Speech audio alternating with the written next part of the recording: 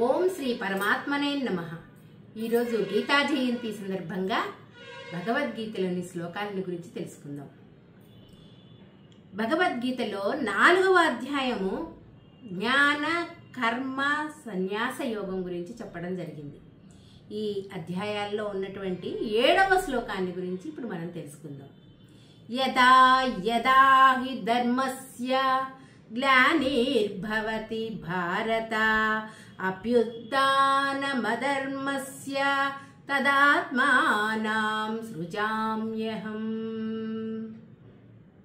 అంటే ఇక్కడ అర్జునుణ్ణి ఏ విధంగా సంబోధిస్తున్నారంటే భారత అంటున్నారు. భారత అంటే ఇక్కడ ఓ అర్జున, యదా యదా హి ఎప్పుడెప్పుడు, ధర్మస్య ధర్మమునకు, గ్లాని హాని కలుగుతుందో, ధర్మానికి ఎప్పుడైతే హాని కలుగుతుందో, అధర్మస్య అధర్మమునకు, అభ్యుత్థానం వృద్ధి చెందుతుందో, ఎప్పుడైతే అధర్మము వృద్ధి చెందుతుందో, భవతి ఆ విధంగా జరిగినప్పుడు, తదాహి అప్పటికి అప్పుడే, తదాహి అంటే అప్పటికి అప్పుడే, అహం నేను అంటున్నారు స్వామి, ఆత్మానం నా రూపమును సృజామి అంటున్నారు. అంటే ఏంటంటే ప్రకటించుకుంటాను అంటున్నారు.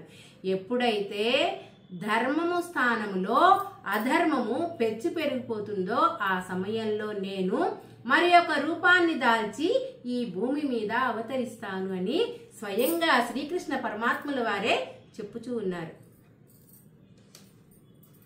దీని యొక్క భావాన్ని గురించి తెలుసుకుందాం. ఓ భారత అంటే అర్జున, చక్కగా పిలుస్తారు స్వామివారు అర్జున అని. ధర్మమునకు హాని కలిగినప్పుడు, అధర్మము పెచ్చు పెరిగిపోయినప్పుడు నన్ను నేను సృజించుకొందును.